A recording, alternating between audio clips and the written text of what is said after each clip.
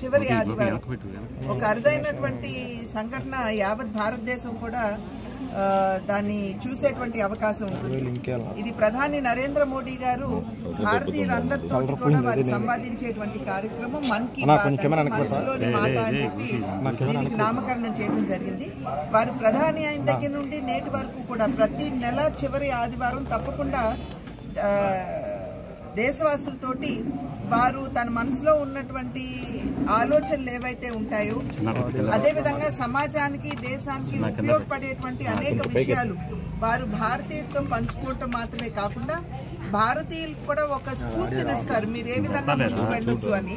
ఇప్పుడు దేశం కావచ్చు, సమాజం కావచ్చు, అనేక సమస్యలను ఎదుర్కొంటున్నటువంటి నేపథ్యంలో ప్రత్యేకించి పర్యావరణకు సంబంధించినటువంటి అంశం కావచ్చు, మహిళాభివృద్ధికి సంబంధించినటువంటి అంశం కావచ్చు, పేదల అభివృద్ధికి సంబంధించినటువంటి అంశాలు కావచ్చు, అదేవిధంగా సమాజ సేవ ఏ రకంగా మనం సరికొత్త విధానంగా ఆలోచిస్తూ మనం ఎక్కువ మందికి రీచ్ అవుతూ వారికి సేవ చేయొచ్చు, ఇటువంటి అంశాలన్నింటినీ కూడా స్పృశిస్తూ నరేంద్ర మోడీ గారు తన భావాలని దేశవాసులతోటి పంచుకునేటువంటి ఒక చక్కటి కార్యక్రమం. దీనికి రాజకీయాలతో సంబంధం లేదు. దేశ ప్రధానిగా వారు ఒక రకంగా చెప్పాలంటే మనకి దిశానిర్దేశకత్వం చేయటం జరుగుతుంది.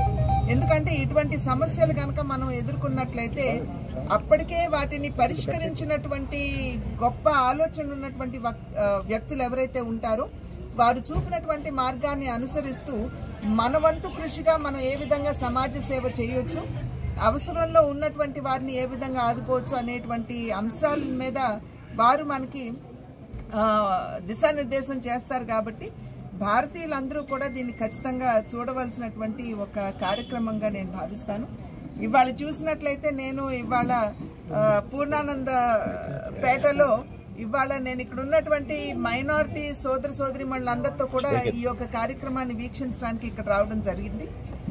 నరేంద్ర మోడీ గారు సబ్కే సాత్ సబ్కా వికాస్ ఏదైతే మన భారతీయ జనతా పార్టీ మూల సిద్ధాంతం ఉందో అంత్యోదయ, దాని నుండి స్ఫూర్తి పొందుతూ సబ్కే సాత్ సబ్కా వికాస్ అనేటువంటి నినాదంతో భారతీయ జనతా పార్టీ నరేంద్ర మోడీ నాయకత్వంలో ముందుకు వెళ్తున్నటువంటి సందర్భంలో సమాజంలోని అన్ని వర్గాల వారికి న్యాయం చేయాలి, వారికి సంక్షేమాన్ని అందించాలి అనేటువంటి లక్ష్యంతో ముందుకు వెళ్తున్నటువంటి సందర్భంలో వారు ఇచ్చేటువంటి సందేశాన్ని ఇక్కడ ఉన్నటువంటి మైనారిటీ సోదర సోదరిమణులతోటి వారితో మిళితమవుతూ ఈ యొక్క సందేశాన్ని వినడానికి నేను ఇక్కడికి రావడం నిజంగా నాకు చాలా ఆనందంగా ఉంది. జిల్లా అధ్యక్షులు శ్రీరామ్ గారికి, అడ్డూరి శ్రీరామ్ గారికి, అదేవిధంగా మైనారిటీ మోర్చా మా రాష్ట్ర అధ్యక్షులైనటువంటి బాజీ గారికి నేను ప్రత్యేకించి నా ధన్యవాదాలు తెలియజేస్తున్నాను. నాతో పాటు మాధవ్ గారు కూడా వచ్చారు. మేమిద్దరం కూడా ఈ కార్యక్రమంలో పాల్గొనడం అనేది ఇది నిజంగా మాకు ఆనందాన్ని మాత్రమే కాదు, ఒక రకంగా మాకు గర్వకారణం అని కూడా మేము భావిస్తున్నాం.